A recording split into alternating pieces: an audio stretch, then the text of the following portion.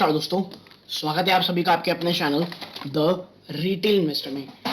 बात करने वाला हूं यहाँ पे मैं गाइस एक ऐसे डेयरी प्रोडक्ट के क्वार्टर वन के नंबर्स की जिन्होंने आज नंबर अपने पोस्ट किए हैं।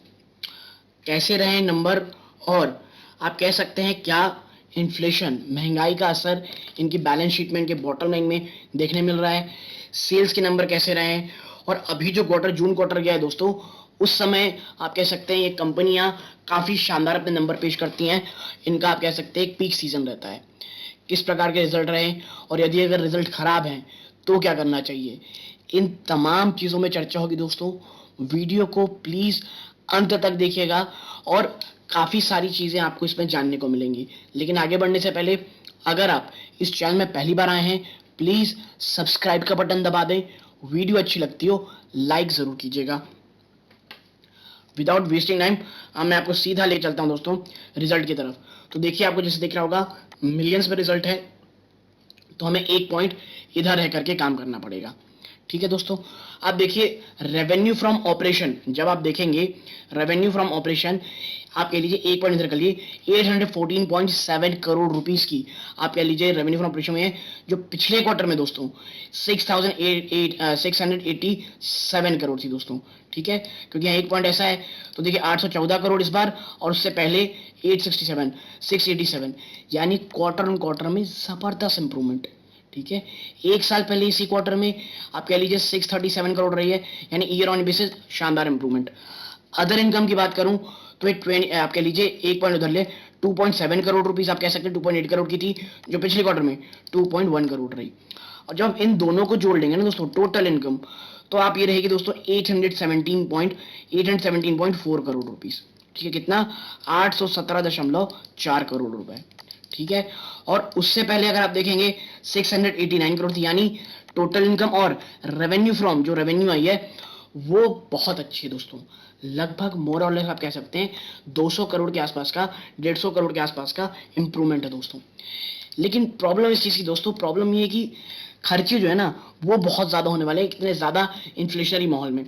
तो देखिए एक्सपेंसेस की अगर हम बात करें, कॉस्ट ऑफ मटेरियल कंज्यूम्ड, तो ये 641.6 करोड़ रुपीज़ है, जो पिछले क्वार्टर में 547.4 करोड़ रुपीज़ था।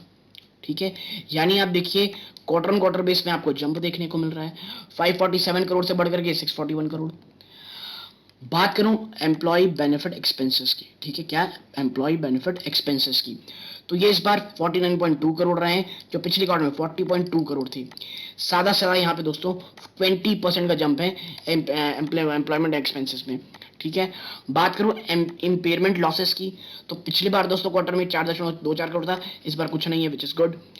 बात करते हैं अदर एक्सपेंसेस की, तो देखिए अदर एक्सपेंसेस आप देखेंगे तो जो टोटल एक्सपेंस है, अदर एक्सपेंस देखेंगे माफ कीजिएगा 66 करोड़ रुपए रहा है, जो पिछले क्वार्टर में 63 करोड़ था।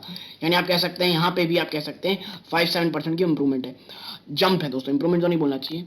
और जब हम सबको जोड़ेंगे तो जो आप कह सकते हैं टोटल खर्चे, टोटल एक्सपेंस निकल के आते हैं 804 करोड़ रुपए। कितना 804 करोड़ रुपए, जो पिछले क्वार्टर में 670 करोड़, चलिए 67 करोड़ थे। ठीक है, माफ कीजिएगा 670 करोड़ थे, यानी ये इंप्रूवमेंट यहाँ बहुत बड़ा जंप।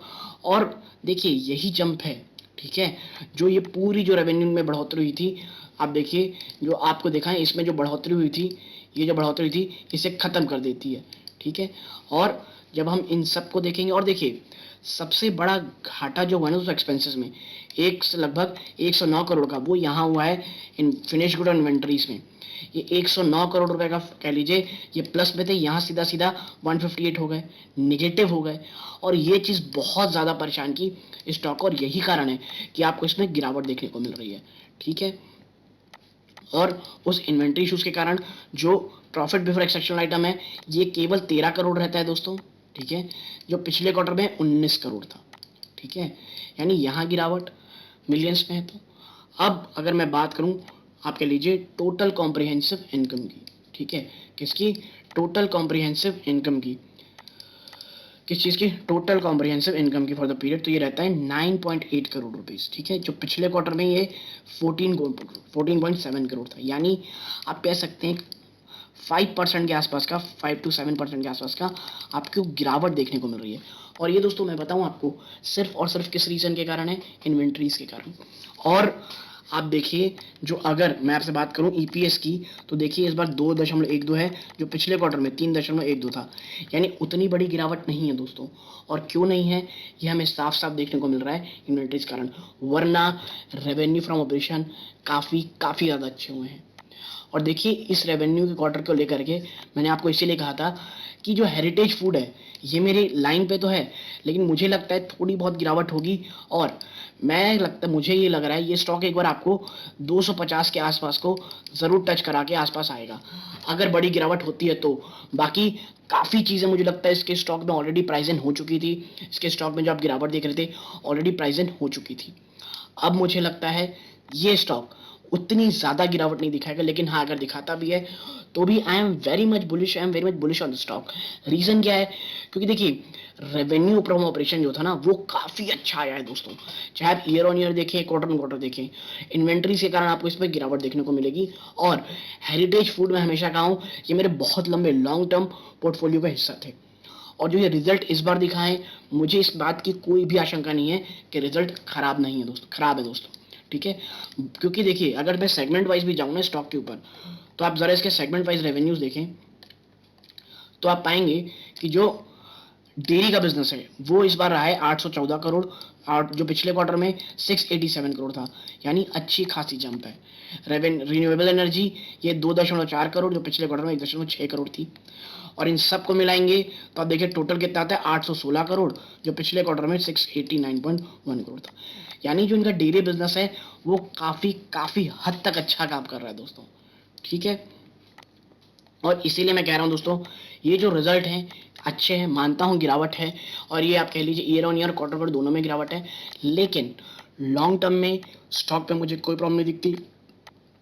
आने वाला समय थोड़ा इन्फ्लेशनरी रहने वाला है, तो आप समझिए अगर आप निचले स्तरों से नहीं गए, इसको एक्यूमुलेट कर रखे हैं, यानी जब 260 265 के आसपास आया था, सेल करके हड़बड़ी मत कीजिएगा दोस्तों। स्टॉक के नंबर्स अच्छे हैं, कुछ इश्यूज हैं जिस कारण इसमें गिरावट हुई है, और मार्केट ऑलरेडी प्राइस इन कर चुका है। अगर गिरावट होती है, मान लीजिए कोई नीजर रिएक्शन आता है, मंडे को एक बड़ी गिरावट होती है, तो इस बात के लिए आप कह सकते हैं कि वो रहिए, इस बात को लेकर के आप अब आश्वस्त रहिए कि लॉन्ग टर्म के लिए ये स्टॉक अच्छा चलेगा। वैसे जब ये दोस्तों इसका जब रिजल्ट आया था ये स्टॉक ओपन था, यानी जब इसका रिजल्ट आया तो मार्केट ओपन था, तो मार्केट ने कोई बहुत बड़ा रिएक्शन नहीं दिया है, गिरावट दिखाई, लेकिन उसके बाद से ऊपर चला गया, केवल 1.23% गिरावट हुई है, ठीक है।